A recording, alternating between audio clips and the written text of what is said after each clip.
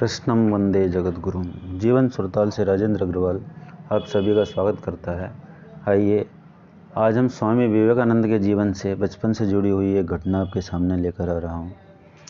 बहुत ही शानदार घटना है, ज़रूर देखिए, वीडियो को अंत तक ज़रूर देखें जिससे आपको पूरी जानकारी मिल सके, क्योंकि अधूरी जानकारी अपने आप में एक फ्रस्ट्रेशन पैदा करती है। कहानी शुरू करने से पहले मेरा आप लोगों से अनुरोध है कि जिन लोगों ने अभी तक अपना चैनल जीवन सुरताल सब्सक्राइब नहीं किया है, बेल आइकन बटन दबाकर ज़रूर सब्सक्राइब करें। आइए हम कहानी की ओर बढ़ते हैं। स्वामी विवेकानंद के पिता बहुत बड़े वकील थे, एडवोकेट थे और बहुत ही अच्छी समाज में इज्जत थी, पैसे की कोई कमी नहीं थी।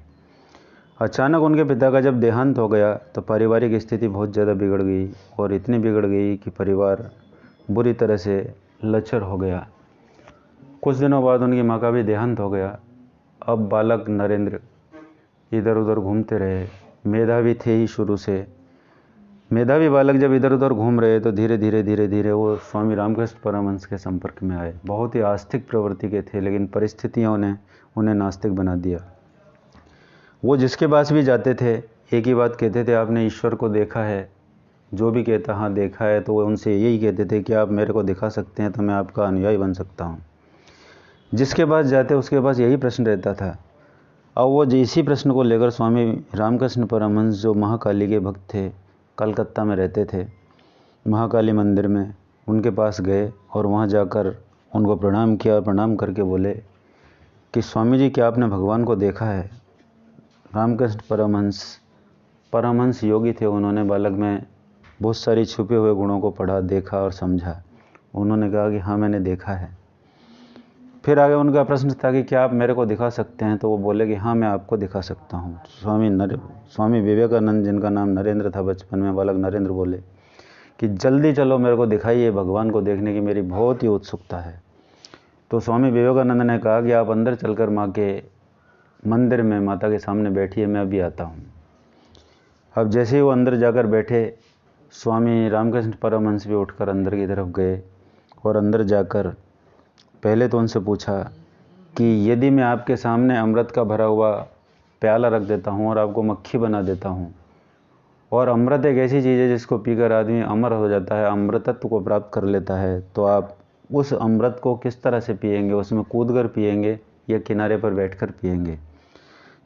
बालक नरेंद्र के दिमाग को इस प्रश्न ने हिला दिया और प्रश्न इतना जटिल था।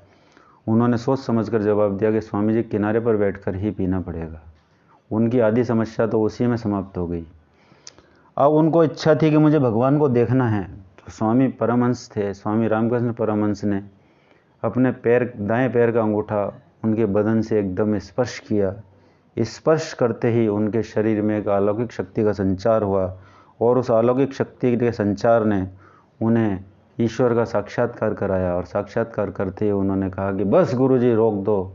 जैसे उन्होंने ये कहा रोक दो, उन्होंने अपने दाएं पैर का अंगूठा हटा लिया और वो नतमस्तक होकर उनके शिष्य बन गए। और जब तक स्वामी रामकृष्ण परमहंस वहाँ रहे, आश्रम पर रहकर उन्होंने खूब सेवा की। अंत समय में यहाँ तक कहा जाता है कि स्वामी रामकृष्ण परमहंस को टीबी हो गई थी, लंग्स में इन्फेक्शन आ गया था। उनके रात को सोते समय बिस्तर के, पलंग के या खाट के नीचे एक कटोरा रखा जाता था, जिसमें वो रात्रि में कफ वलगम जो आता था खांसी के साथ, उसमें थूक देते थे और स्वामी जी उसको सवेरे उठकर प्रसाद समझकर उसको पी जाते थे। जब स्वामी रामकृष्ण परमहंस को यह पता लगा कि ये बालक इस तरह से करता है, तो उन्होंने कहा, बालक, ये क्या करते हो? ये तो मेरा अंत होने वाला है और तुम इस विष को पी रहे हो, ये तुम्हारे लिए बहुत बड़ा मृत्यु का कारण बन सकता है। तो वो कहते हैं, नहीं स्वामी जी, ये मेरे लिए विष नहीं, ये मेरे लिए अमृत है, ये आपका वरदान है। स्वामी रामकृष्ण परमहंस उनको उसी समय आशीर्वाद देते हैं कि जाओ बेटा, तुम्हारा विश्व में इतना बड़ा नाम होगा कि शायद किसी का नाम नहीं हुआ होगा। और आज आप भी जानते हैं कि शिकागो विश्व धर्म सम्मेलन में स्वामी रामकृष्ण परमहंस ने हिंदुस्तान का, हिंदुत्व का बहुत बड़ा परचम लहराया था, जो आज भी विश्व इतिहास में प्रसिद्ध है। लोग उस भाषण को आज भी यूनिवर्स से कैच करने का प्रयास कर रहे हैं और कैच कर रहे हैं और लोगों तक पहुंचा रहे हैं। तो ऐसे थे स्वामी विवेकानंद, जो इतने बड़े हीरे थे, लेकिन उनको तराशा गया स्वामी रामकृष्ण परमहंस जैसे शिल्पकार के द्वारा, और उन्होंने अपना जीवन माँ भारती के लिए समर्पित किया और 30 वर्ष की आयु में और माँ भारती को समर्पित हो गए। धन्यवाद। जय हिंद, जय भारत।